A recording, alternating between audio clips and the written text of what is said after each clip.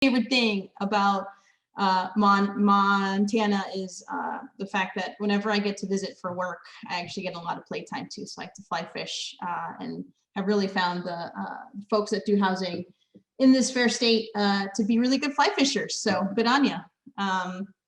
And for work, I work at Redstone Equity Partners. We're a syndicator of tax credits. We just closed our largest multi-fund to date, which is where most of our Montana product will end up closing into. This last multi-fund was about $205 million. And I'll get into a little bit more about LIHTC equity and the whole world of LIHTC momentarily. So I think one of the first things I want to start with is actually asking the audience to help us out. So, you know, Heather and I mentioned a little bit of jargon, right? This LIHTC world can get really confusing quick. So I'm going to ask folks real quickly to let us know how much about LIHTC you know. How many LIHTC deals have you done? This will help us get a sense of how much of the alphabet soup we should be careful with our words on and kind of how we should be framing a little bit of the conversation going forward. So if you guys can take a quick second and answer that poll, it'll make sure that we are being thoughtful to your needs as well.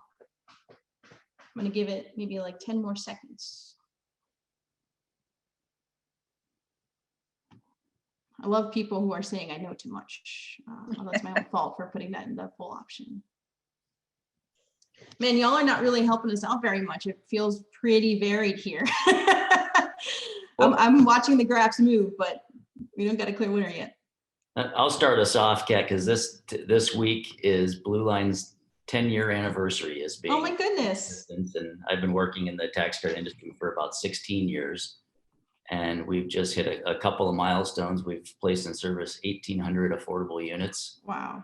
Nice. And developed $500 million worth of tax credit properties. That's amazing. Cool. That's almost 2,000 families that you've directly helped, Nate. So that's something. That's awesome, Nate. And I guess I'll take a turn at that. Homeword's been around 26 years. I think I've been at Homeword about 19 years, and we have over 1,300 homes, and we have 32 properties and 13 communities in Montana. We have over 2,000 homes Montanans housed with 600 kids at least. Wow. And our programs have served over 16,500 families and individuals. And we have, as of last year when we calculated it, wrangled and invested over $100 million in Montana direct investment with equity and our projects that we develop. Wow, that's awesome. Lori, where would you say that you fall on these polling questions? I would say we've done more than 4, but I don't know too much because there's always more to know. We have over 600 properties, 600 homes in our portfolio. We've developed either by acquisition and rehab or on new construction. I think it's 6 properties. We have a couple other properties that we've developed. In fact, 3 that are not LIHTC properties that have used other sources of funding. We also administer almost 1,000 housing vouchers now of various kinds. We had a portfolio of 778, and recently this year HUD has issued more vouchers targeted towards particular groups like people who are under 55 and disabled, or HUD VASH vouchers for veterans. So we've been able to increase the number of vouchers available for the first time in many, many years. So that's been a really good thing. So we're, I don't know, 1,700 families now in one way or another. It is interesting to note that about 36% of all of our voucher holders live in tax credit properties. Wow. So it is a really important source of housing for the people with vouchers. Absolutely. It's a really great data point. You know, Kat, if you don't mind, I guess because you have a 3-tier experience, I would say that the 4 of us probably say we know too much, or it depends on the day. But I would say, to help illustrate, Lori has a very specific region. Lori and the Missoula Housing Authority serve Missoula County and Missoula proper, and that is their jurisdiction, and they do it very well with deep programmatic pieces. Homeword, from a development standpoint, as a statewide CHODO, Community Housing Development Organization, we work within the bounds of Montana, and why we have projects in a lot of different communities, and we have services based in Missoula. And now, thanks to COVID, our online classes are helping a lot too. But Nate has the experience well beyond the borders of Montana and working basically in Western United States with a varied type of partners. So I think it's just good to kind of say the differences between us a little bit. That's a great point. And I technically cover Chicago to Seattle. So I cover a lot of cities and a lot of non-metro areas too. So I think you're right. I think the four of us probably have at one point felt like we know too much, too little, nothing at all, despite probably touching maybe $1.5 billion of LIHTC deals in our time within the industry. So we've got a pretty wide breadth of folks listening to us. So we've got about a third of folks who have never done a LIHTC deal before. Welcome to the cult. We have some nice bags at the end. And there's about 40% of folks who have done a handful, and then about another third that's done over 4. So for the folks who have not done a LIHTC deal but decided to still join, despite all the acronyms that we've already thrown at you, I will very quickly give you what I call like a 120-second pitch on the low-income housing tax credit program, aka LIHTC. LIHTC program was started in 1986. It is a federal tax program. It is really a very fancy and complex way of providing capital today to developers to build housing where the rents are kept low. In a normal development, developers look at the cost of land, the cost of building, and they kind of size their rents based on their profit margin, right? That is not what the low-income housing tax credit or LIHTC program does. So the federal government allocates these tax credits on a per capita basis. What that means is that Texas, Florida, Illinois, and California, New York get almost 60% of the credits in the entire country, and means that states like Montana, Idaho, and a couple others, despite having their own very loud issues about housing, have to do a lot more with less, I would argue. There are 2 kinds of tax credits. There is the 9% credit, which is a very competitive credit, and there's a 4% credit.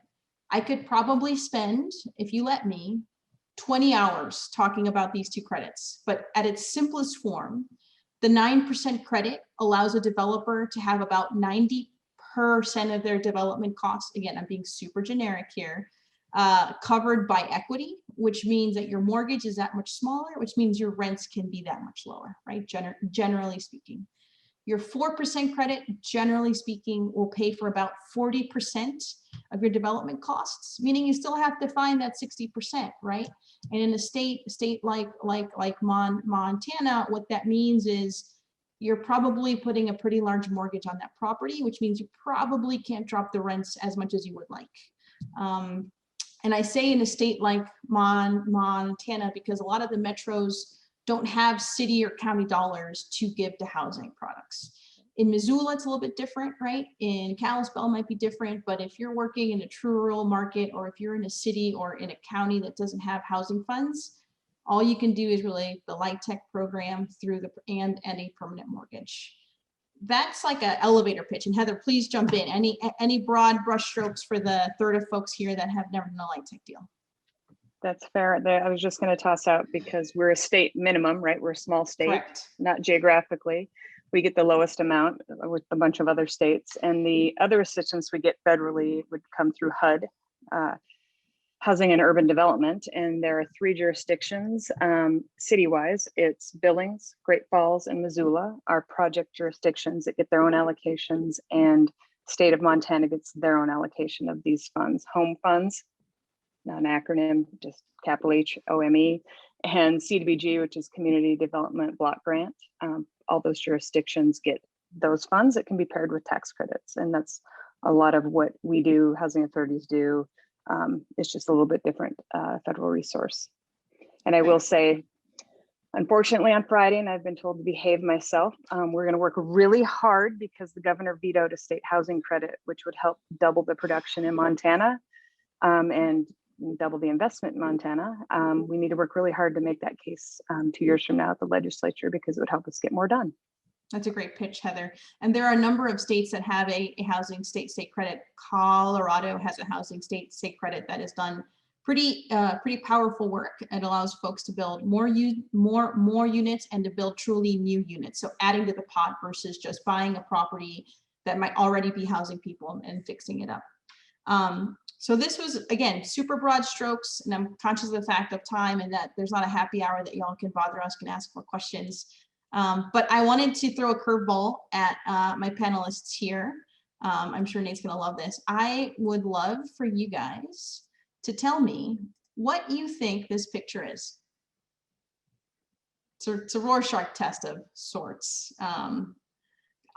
You can probably guess the bottom is years, but I am curious as to what y'all think it is, and I will actually ask the audience too. So I've got some polling questions here, and Heather and Nate, you're welcome to jump in and start yelling some options E, F, and G if what you think it is not here.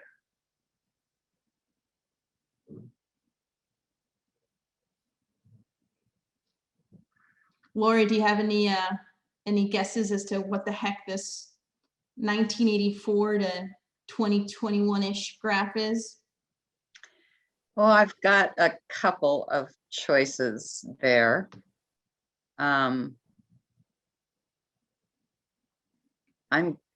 guessing it's either the price of lumber or the median price of a home in Bozeman, and it could be either one of those as far as I know. I'm thinking that was going to be my guess, one of those two. Could be the price of a garden gnome as well this recent years. Yeah, right. That's right. So it is the price of lumber. And I wanted to show it because I think we are, and here's the full graph. Hopefully y'all can see the full graph now. So this is lumber in US dollars per 1,000 board feet. Hopefully y'all can see that. I wanted to show the prior trend because I know one of the important things within housing and obviously within the tax credit world is the cost of building, right? I mean, this is a pretty straightforward cost, right? And I think in the last year, we have all been talking about lumber, which makes sense. I shared the prior graph because I think, you know, if you take a step back from the day-to-day of looking at lumber costs or looking at deals and trying to make the capital stack work, from my point of view, and I am not an economist, right? It's not like we had every lumber source or every lumber mill pack up and close permanently, right? And if you step back and you look at the macro trends, and I had a little bit of fun doing this last night because I'm a geek. It peaked up when the economy was hot and dipped when recession started, which makes sense, right? So I share that to say that what I think is fun and painful about the LIHTC program, and I think why some people, after you've done 4 deals, right, you feel like you know too much and also nothing, is your variables are constantly they're constantly changing, right? So right now it's lumber. 5 years ago, it was corporate tax rate. I fully expect that we will be panicked about something else probably in 6 to 12 months. So I just wanted to kind of share that because I thought that was a wild graph. And quite frankly, one I don't think will hold. So maybe that makes people feel a little bit better about the deals that they're pricing out. And Kat, to put that in some kind of real world perspective, if you look at that graph and go back, say 2.5, 3 years, when we were starting to put together a budget and put together our financing applications for a project Bellagio that we just closed in partnership with Lori, the price of lumber was $300 per 1,000 feet. Today, that's $1,600 per 1,000 feet. So when you submit your application for financing and you build the whole model that you're going to develop this around, there's a lot of variables that can happen within the few years it takes to get these from concept to actually coming out of the ground. And you know, the price of lumber being a big one, tax reform also happened within that time frame. So we've got a lot of things that have really thrown a wrench in the plans, and it's just par for the course with this type of development. And what Nate is alluding to, and if you were on our session yesterday, you'll know that 3 of us are also in partnership with a project that is hoping to close in the next 3 weeks here in Missoula as well, Trinity. that same thing happened to that project. And we've had to, I mean, this is one piece of the equation. I call housing an equation, the model and all those pieces, because the toggles move. And between the time we started putting that together and then coming close to Bellagio, the projects just kind of got close to each other. All the things happened. Interest rates are starting to go up. The cost of lumber going way up, and the equity pricing is quite honestly in the toilet. And then worse than a credit pricing, and we'll talk about that, the credit pricing per dollar is lower than when in 2008, 2009, the feds bought those credits back and gave cash to the states, and we're lower than that right now. So that's why we're all a little stressed and a little bit hoping we can get through the hoop and get closed, because those toggles matter on a large project. A piece of sheathing going from $9 to $50 makes a big difference on a large scale project. Yeah, and I think what sometimes gets lost for folks who might just be starting in the kind of light tech world, right, is your rents are pretty set. So your net operating income is pretty set. So you can't just say, well, I'll leverage more debt, or I'll do this, or I'll raise the rents, right? That simple math of net operating income and how the property's going to operate and the cash flow to help you pay for the mortgage, it's pretty static. Yes, it changes every year, but you're not going to see a 300 or 3,000% jump, right? You'll see a 2% jump, 1.5, maybe 2.2, right? And so really, I think I heard someone tell me this years ago, and it stuck with me probably because it's a ridiculous image. Doing a LIHTC deal is like building a house of cards on a boat in the middle of the night during a storm. Because you don't know what's going to change, but you are certain that the deal that you start out with 3 years ago is most likely not going to be the deal that you close on. And I think tends to be the toughest part, especially working with partners, right? And you're working with real people that want to know when you're going to build this thing, right? And you're like, I'm working on it. Believe me, I wish I could. So anyways. To put a bit of a point on that, the income and rent limits that recently came out for this year. The rents in Missoula have actually gone down slightly, inexplicably. I don't know what world they're looking at, but so in addition to having considerable price and cost increases, the rental revenue that would support those increases and support the debt to cover those has gone down. Right. That's a point. It was, to illustrate it specifically, it was about $1 million difference in the loan we could take out for Trinity. Goodness. And we had to navigate that overnight. And we all know that rents are not going down in Missoula. That's tough. Yeah. That's really tough. Yeah. So with that as the backdrop, this is a super exciting and positive panel. But I wanted to kind of pivot a little bit into asking the kind of three of y'all, knowing that there are so many variables and inputs that go into building low income housing. What are you thinking about the most over the next 6 to 12 months? And I'm taking lumber away as a possible answer. So ignore lumber. What is the number one thing that you're thinking about when you're planning your next deal? And maybe you have a deal that you're thinking of currently, or maybe you don't, but I'm just curious, what's the number one thing that y'all are thinking about, either on a statewide level, locally, or federally, as it comes to your work? Lori, what are you thinking of? I'd put interest rates right up at the beginning. We're starting to see them rise, and that makes just a small increase in interest rates can really change a deal. That's right. That's a great point. Nate? For me, it would probably be availability of land.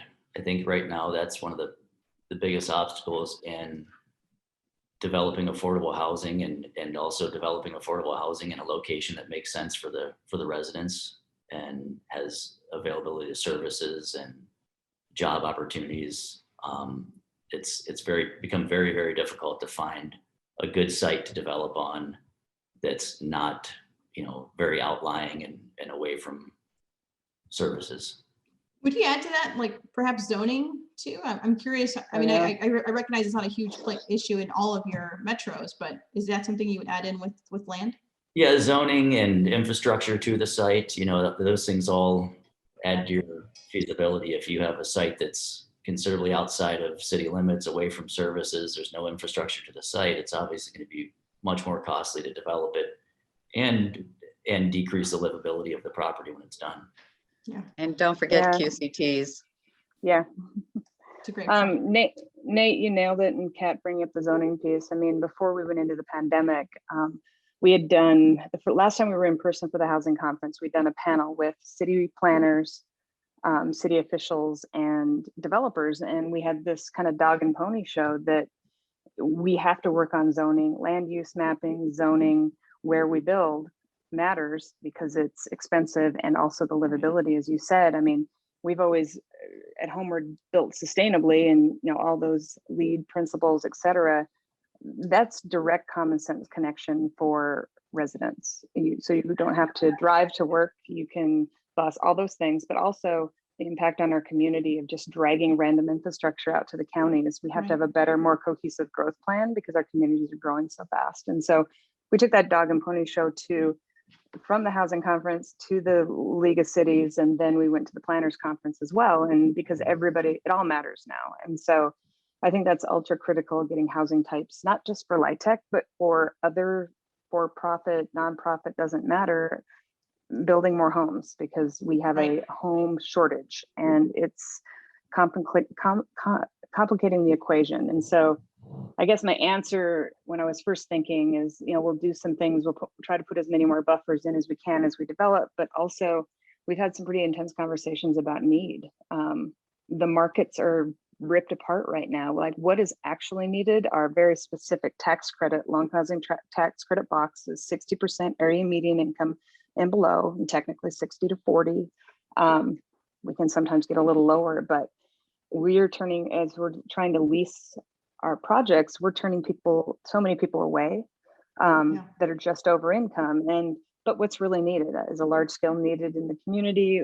What are the needs? Because I mean, they're just increasing, but it's where is an appropriate project to try to do a 4% tax credit project that has to be a large scale versus smaller rural communities, and what is the actual need in that community and what works. I think that's really difficult. I think Montana's in a bit of a unique pressure point too, right? I mean, because y'all have been a very tourist heavy area, and I know I've read a couple articles about the Zoom towns, right? So I feel like right now it's even harder for y'all to get a sense of what's the long-term need. Because when we think about LIHTC, at a minimum, we're looking at 30 years, right? So this is not something that you're just going to build, wait 10, 15 years, then move on, right? You're really thinking about the long-termness of this building, of this development, and how it meets the need of the city around it for the next 30 years. And how do you do that when all of a sudden you have cities that grew in population by 50%? Right? Or their income have just jumped because folks from, the south area of Denver, maybe moving up to y'all. And I don't know the answer to that question, but I think y'all are in a particular really tough pressure point that I'm not seeing in my other states that I tend to work in, right? They've seen some changes, but they're not seeing the kind of growth and the pressure points that y'all are struggling with.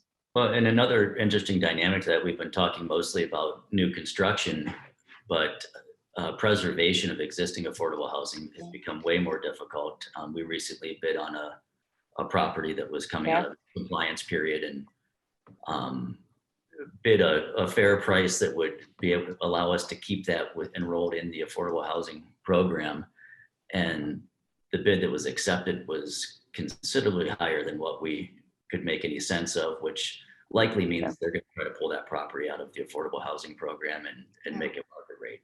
And that's not an issue you've seen before, right? I mean, this is something you saw maybe on the coast. You read A Nightmare Story. There was a great article about it, but it's a community dependent situation before. Now it's rampant. We've had this happen 3 to 4 times in the last year as well, looking at trying to preserve. And Bozeman was always a threat. And so for those who don't know, when we are allocated tax credits, we put a deed restriction on property that's supposed to last 46 years. Early in the program, it was a shorter turnaround, right? There's a deed restriction. Even if Homeword goes away, Blueline goes away, Housing Authority goes away, it has to stay in the program. Well, there were loopholes in these early projects. And so Bozeman has always been a hot market. And I grew up in Gallatin County in Belgrade. So I intimately know that. My parents had a grocery store. We get it. So the community has changed rapidly. And that, though, like Whitefish lost some, Bozeman lost some because that loophole got used. And now it's happening statewide. I mean, any property that can be bought, whether it be a single family home for cash or Right. a property that you can pull out of the program and go to market because you can, because the rents are so much higher and there's not a restriction. It's so at risk, and it's worse than it's been. We've managed to save a few, but now it's just an exponential problem because people are willing to buy it and lose money because they can use those cash offsets. And we can't compete against that. For profit or not profit, it doesn't matter. I mean, it just doesn't make sense. This is a good example of a federal problem that's hurting it locally too. So just to put a little bit more of the kind of federal touch. So there is a bill that is in Congress currently called the Affordable Housing Credit Improvement Act of 2021, AHCIA. Acronyms killing me.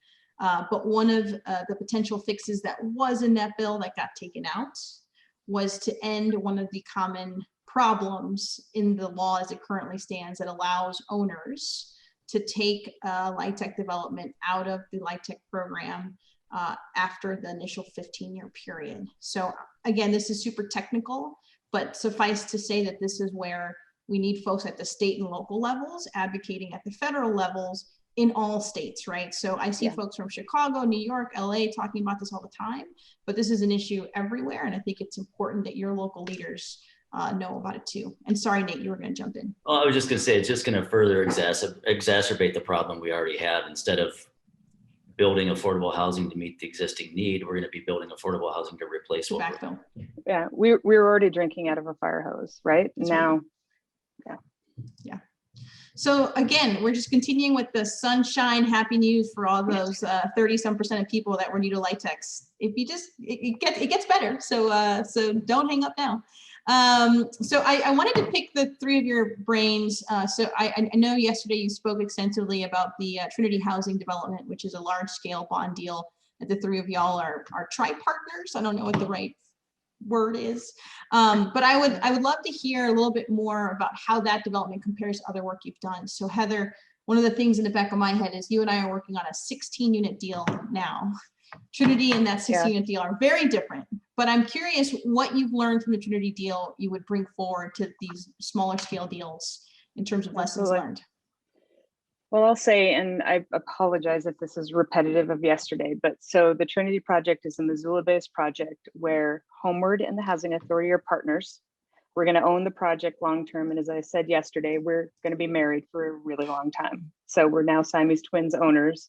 And then from the development standpoint, Blueline, Homeward, and the Housing Authority are three equal partners in the development. And so that all came from a place of Nate and I having lunch at our luncheon and just saying, hey, we have some projects that are a little too small and a little too big, a little too small for the 4%, a little bit too big for the 9%. So we decided to jump in the boat together. So that's just kind of the background of where we are. And we also, all of us had been sitting at the table for years with the project to end homelessness. And we're developers, we know how to problem solve, but it was the service providers that did all the work to come to the need piece. And so we married the projects for scale, but it took all three of us. And I have to remind myself because it's been a long pandemic because we went through a lot, entitlement, all these things, like the project has gone up and down throughout the time. But Jim and Lori at the Housing Authority, they're masters of what they do, and they have Cornerstone, which you guys heard about yesterday. And so they're going to apply what they know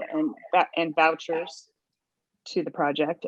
We went through the entitlement and the land processing because we work in Montana and we have the Missoula relationships, and Blueline brought all their experience from doing this kind of project in other states.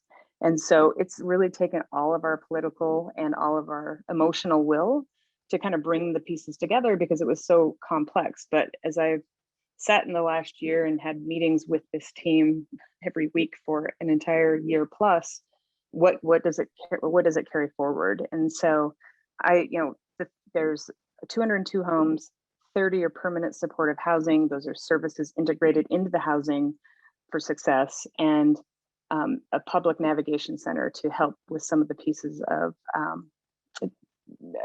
some of the chronic homeless services to the general public. And so it's been a physical design challenge, and it's also been a financial challenge on so many fronts because a standalone 4% tax credit is 40% of your equity if you're lucky. ish. And then we've had to work with all the funding sources to bring all the funding sources together. We have to physically separate the populations from an architectural standpoint and just be really thoughtful about how things are designed, both financially and physically. And in the middle of all those cost increases and all the negative things we try not to lean on, we've had our costs and kind of throw a wrench in. The rent's going down and the lumber, and I'm not going to dwell on that. It swings that project from safety to not safety for us over time. And it's just, how do you navigate that? And so there are so many lessons learned that we're carrying forward. In fact, we're going to bring a project in front of the Board of Housing next week that we're carrying the permit supportive components, working in partnership with NeighborWorks Great Falls, trying to apply a portion of that learning and adapting it to Crowley, which is historic tax credits. I have to give Kat kudos. She's willing to sign a LOI and work with us on a 16 home project on the second and third floor of a historic building in Lewistown. Like, talk about scale differences, right? Yeah.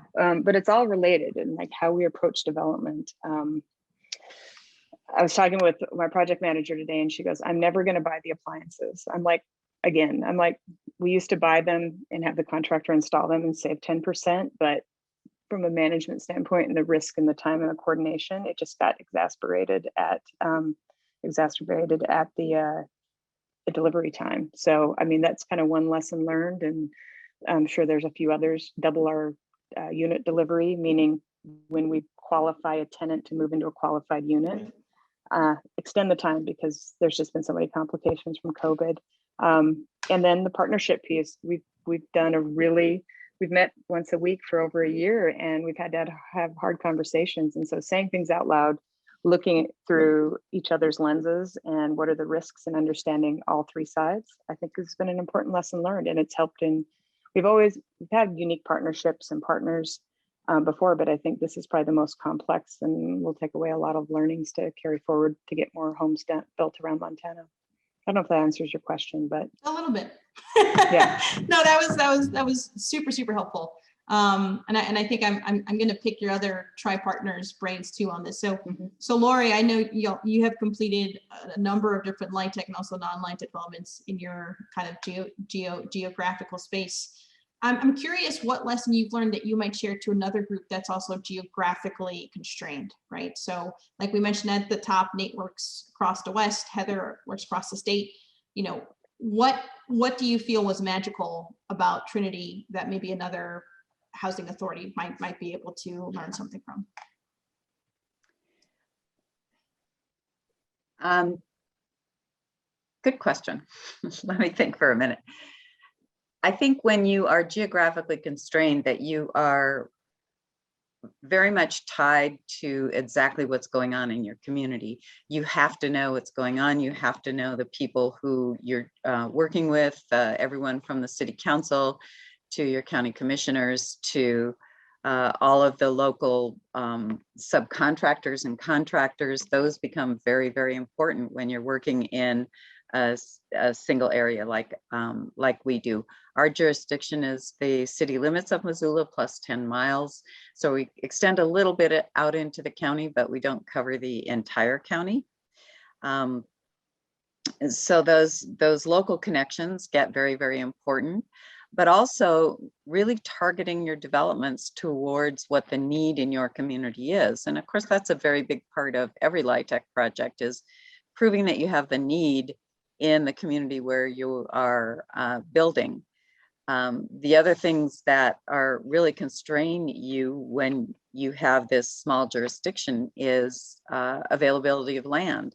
What Nate was talking about, when you can't go out into the outskirts of the county because your jurisdiction doesn't go that far, then you're working with a very limited pool of available land. That is one of the reasons that we have done some acquisition rehab projects. And that might be a place where people in constrained jurisdictions can look to provide or preserve affordable housing, is to acquire and then rehab them with 9% credits or historic credits. We've used combinations of all of those in our acquisition rehab projects.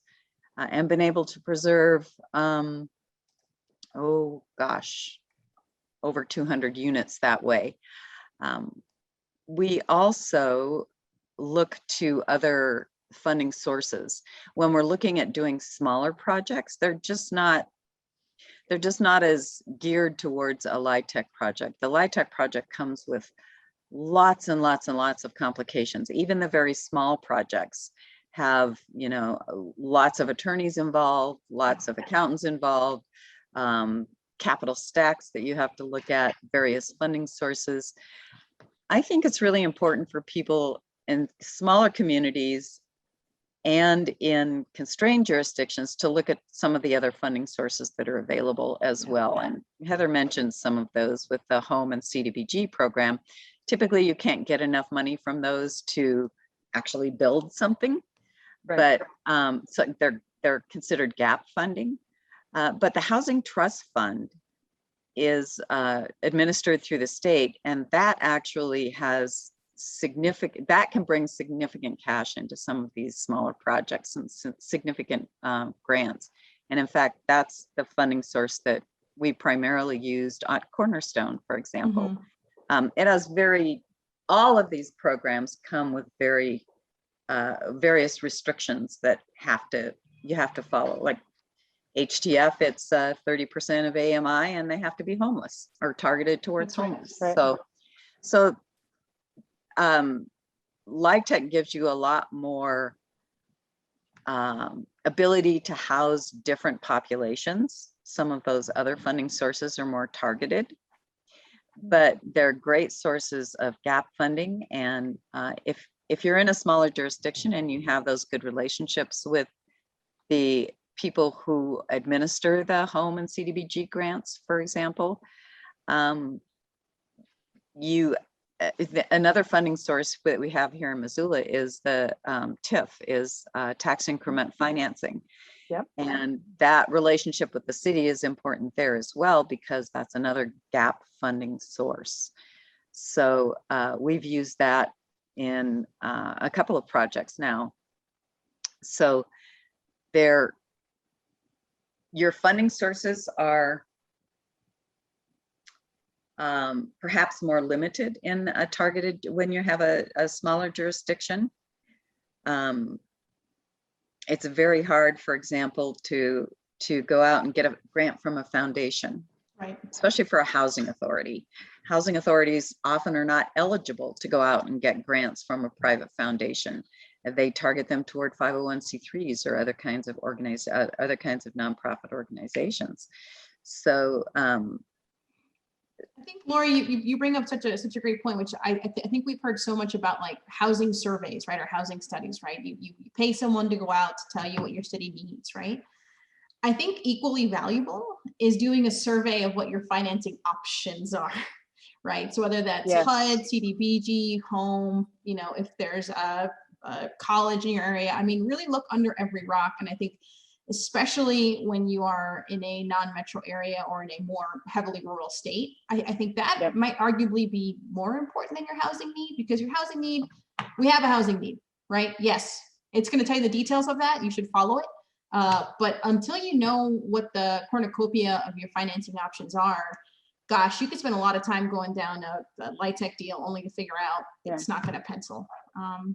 Well, and in almost every 9% project, you need gap funding. I mean, in 4% projects, you need a ton of gap funding. That's right. In a 9% project, you can get away with smaller amounts of gap funding, but especially in this market with the cost of construction, what it is, Nate can correct me because he does a lot more of these outside of Montana, but I don't think you can even do a 9% project in this market without having some kind of gap funding to bring in. You used to be able to do a pure 9% project and not worry about that because it filled the gap. You didn't have to worry about it. It provided all the funding you needed. It's getting a lot harder. I can tell you that. What do you find, Nate?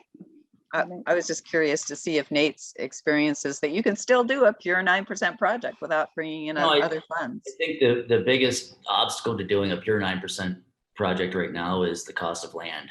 You know, that's a deal killer in the 9% deals. If you can bring in the land in some creative way, either nominal lease or a partnership with the landowner, I think they're still feasible to just bring in credits and conventional debt, but not if you're paying full boat for land. And there's pretty much True. no community in the country. I mean, all of my deals are just getting killed, to be honest. And I'm seeing soft financing on every deal type, period, whether it's supportive housing, whether it's family housing, whether it's 60% LIHTC max. I mean, I have yet to see a pure deal. I feel like every deal that I have, and I think it's funny that we only think of the general partner as partners, right? But if you look at the full financing stack of most deals, right, you may have 5 or 6 or 7 entities in there that are all putting their chips in to build 16 units, 24, 50. I mean, it's just getting really, really tough. One of the answers I would give, having thought about it more on Trinity, I mean, it was just a hard year because those metrics were moving, but we turned over every rock. And so I think what we always do, I mean, we have some, complex things. If there's a playground grant, we'll go after a grant. I mean, those are few and far between nowadays, but we had to, I mean, our jurisdiction and the relationships, Lori is right. It was so important to know everybody and ask. And so I think that what we've done is the city, Missoula City has a housing policy that they want to implement. And a lot of us worked on the framing of that, but we were able to use Trinity, the 3 of us as a group, to show and ask and get assistance from non-traditional housing sources. And that really helped in the soft financing side of things. I mean, the city is sending some sidewalk money our way and some street money, and and it was because there's a deed restricted affordable home involved with it. And it's just those things of being able to help jurisdictions who know they have a housing problem, how they can help with the development and help basically pay for it to get done. And you're right, Kat, that capital stack, when we say capital stack, all the sources that go together to pay for all the expenses are complicated, and they're just even more complicated now. And so it's really important for us to work together in a village. And I would say, we know home and we know CDBG and all those things, but we had to really know the programs and talk to each jurisdiction, because we'll have state home money tied to one of the 2 properties, separate scattered site properties, because those are the home designated units. And we had to figure out how to do that. And the CDBG will be attached over here, and each funding source, kind of like Cornerstone, which I think is just the best project because it wasn't done with tax credits. Maybe that's why, but that you had to carve each and know each rule and not have the rule drive the project. That's right. I guess I mean, there's nothing worse. You need to know the need and what the resources are, and then ferret through that. Go through that and then try to tailor a financing package to the project. I think Cornerstone did an excellent job with that. And I think Trinity did one hell of a job in a really hard market of figuring that out. And I mean, and I was also kind of going off this morning about our commercial lenders are critical. I mean, our Jen Wheeler, Glacier Bank, I'm a shout out again. I mean, my God, she got so creative for us, created new programs, interest rates, everything that you could touch. Even we were problem solving something on the title. And she gave me something I hadn't thought of. And I was like, okay, problem solved. Thank you. So it's like knowing every player and making everybody part of the village of funders is very important. And so it's always been, but now even more so. And I think the only thing I would just add to this topic, maybe kind of move into the next one a little bit, is I think housing is having a little bit of a moment, right? I think if 10 years ago you walked down Missoula or walked down Bozeman or walked down Billings and said, hey, do you know what housing needs are in your area? People would look at you and say, like, leave me alone, right? It's a random question. I feel like in almost every local newspaper, at least once or twice or 3 times a year, you're seeing an article about cost of housing going up, people being pushed out, right? It is a much more accessible topic to your average worker, to your average parent. And so I think the opportunity that all of us have here, whether you're a housing authority, a developer, a lender, an investor, whatever seat you occupy, I think it's beholden on us to start turning over rocks we never thought would have shaken out and given us money. Because I do think that there's an opportunity to reach out to a local college, your local hospital, and point out what you're doing and see if they're able to bring anything to the table. And I think you'd be surprised more often than not, because it's a much more accessible topic than it was before. I agree. I 100% agree. Our markets are hit so hard right now, and homes flying off the, off the market, and our first time home buyers are struggling, but we are in a moment, and it's why I'm so very, very frustrated of the lack of oversight at the state leadership level. But I just, you guys need to understand how important it is, and we need to do a better job as housing providers telling the story, and that's our task. That's what we will do. Yeah, I think if there's anyone here who has a grand opening or a groundbreaking in the next 6 to 12 months, gosh, please call your local, your mayor, your city council, your congressperson, whoever, anyone it is, to come see the work that you've done. I think for too long in the housing world, we've been quiet about the work that we do. We do it. We're happy. We're resolved. I think we have the moment to beat the drum at a state and federal level. And if we let this moment pass us by gosh, that fire hose is going to get a lot tougher. So, hey, I'm conscious we got about 10 minutes left here. I wanted to end on a positive note and give some folks things to look forward to in the LIHTC program. So I know the title of this panel was diverse housing. And so I think one of the things I wanted to mention and some questions that I saw in the chat is that the LIHTC program itself does not dictate, really who you lease out a unit to beyond the income, right? So we talked about income bands. So you can lease it to 55 plus, you can make it senior, 62 plus. You could do some kind of targeting, and notice I'm saying targeting and not requirements because there are fair housing issues there. But you could target folks who are exiting homelessness. You can target folks returning from prison. You could target folks who are part of some native tribe.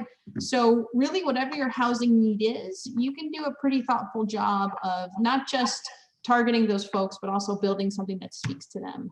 I know Nate's worked on some pretty cool stuff in various states where design has spoken really directly to the population that it serves, whether it's permanent supportive housing and what's called trauma-informed design. Thank you. So really interesting work to be done there. So I kind of want folks to note there is a cornucopia of offerings. I will also add this kind of final curveball. As Heather mentioned, LIHTC requires a 46 years of the thing that's being built to stay targeted to low-income housing people, right? There have been deals done in other states. I'm not sure if Montana has done it yet, where after the 15-year initial period, those affordable housing apartments become homes, become for sale homes. So I want to put that bug into your ear, mostly because I think we're in a very key housing moment, and there are federal and kind of state changes that are worth pushing on. And I think when we think about the ladder of the housing, having a place to rent that's safe and decent is really crucial. But getting folks to buying a home, I would argue, is that next huge step up. So just something to kind of think about. There's probably a lot less you can't do than you think within the tax credit program. Yeah, there historically, and this will show age, there's a ways back, there were some homeownership projects specifically on tribal land that were done successfully by some very creative people there. Yep. It's been a limited use, and the problem again is our limited resource, and we're trying to solve. It is the most flexible resource, but we're trying to solve all problems, and we need to keep working. That's right. More options. And I'd like to end on something positive. So I think on that end, I kind of asked you guys what y'all are worried about, what you're stressed about, what you loved about this large project in Missoula that y'all are doing. Heather, Nate, and Lori, what are you excited about in the near term? Is there a statewide change, a policy change at the federal level? What are you feeling like, gosh, this moment that's coming up, it's going to be something as it relates to housing? Well, I think locally we have something really exciting going on, and that's the Housing Trust Fund that the city of Missoula is setting up. It's figuring out what funding sources can come in. It is creating committees of people to kind of oversee what that looks like, how the funds are distributed, who gets to use it. There's also the housing policy here locally that is being developed, and also oversight committees and things that are looking at how best to implement the housing policy that the city has developed with the participation of a lot of us. So there's been a lot of community participation in both of those really good things that are coming up. And I think there's a lot of hope there. The housing policy gives us some workarounds for things that have been an issue for affordable housing developers. The Housing Trust Fund gives us another source of gap funding. So I'm excited about those. That's a big one. Nate? I think likewise, there's been a lot of creative approaches to financing affordable development, and with the new resources that are available, and with the resources that are at least being discussed and may not be available, as Heather mentioned earlier, there's at least the discussions happening. I think there's a lot more statewide discussions on housing issues, and those discussions will typically result in some form of action, one would hope. The other thing that's kind of an outlier that I'll throw out there is, we've recently legalized recreational marijuana in Montana, and those of us that work in Colorado have seen what a boon that has been for affordable housing. There's quite a bit of financial resources that come along with that. We've been able to add a lot of soft money to different types of developments, and particularly those developments that are serving folks that weren't otherwise served with housing. We've recently completed projects for people coming out of incarceration, for youth that are aging out of foster care, chronically homeless, and all the different demographics that have long been overlooked. A new financial resource has become available that has helped us serve those populations. It's a great point, Nate. Yeah, I like to tease Nate about his weed money because how far it can go into the other states he works in. Just really jealous. But you're right, that's a resource Montana has now, and how we evolve. I get excited about its maturity and how it's used, cautiously optimistic. Locally, what I'm excited about now and cautiously optimistic about is the county zoning rewrite that hasn't been rewritten since the 70s. It's coming out, and there's some really people that get it. There's some really amazing people working on it, and it's going to help with growth and affordability with the different housing types. So that makes me excited. I'm excited for 2 years of work to really sell the state credit and the weed money. Let's throw that in the bucket and all those resources. And again, I think I'm excited to see, we're all in, I'd say, unfortunately, a reactive mode right now. And I can't wait for, so one thing that happened at the federal level that was an assistance, but it really had an unintended consequence, was fixing the 4% tax credit. There's a floating rate, you fix it, you get more credits. We can sell more credits, we get more money. But what it did was overnight flood the market. That's right. And so we're still having a market impact of that. I am excited to see us get out of that stage and see what happens at corporate tax rate. Some of the things that are happening are going to take time, but once that comes into play, that 4% becomes a more useful tool for us in Montana and all the things. So I guess I'm still Pollyannish and get excited about what I do, even though some days it's harder than others right now. So hope that helps. I agree. I think I'm probably most excited about the fact that the low-income housing tax credit program has a lot of eyes on it now at a federal level in terms of how we can make it better. And I think that is always a good thing versus being this niche little siloed tool that no one knew about. So I'm looking forward to growing into a more thoughtful, varied tool that we can use across lots of different cities, and that we're not just seeing the same product over and over and over again. Bruce, you've shown up, which tells me that you're here to shove us off the stage with a broom, perhaps. Well, we don't want to interrupt anyone's lunch. So next on the agenda is an hour lunch. We have breakout sessions starting again at 1 o'clock. So we hope everyone comes back and joins for that. And then any other discussions you're having in Makova, keep on talking there. So hey, thanks you guys. You're some of my most favorite people in Montana, and we really appreciate all of the advice you have for everyone out there. So thanks, and we will talk to you soon. Thank you. We'll see you all soon. Thank you, Bruce. Thanks everyone. Bye-bye. Bye, guys.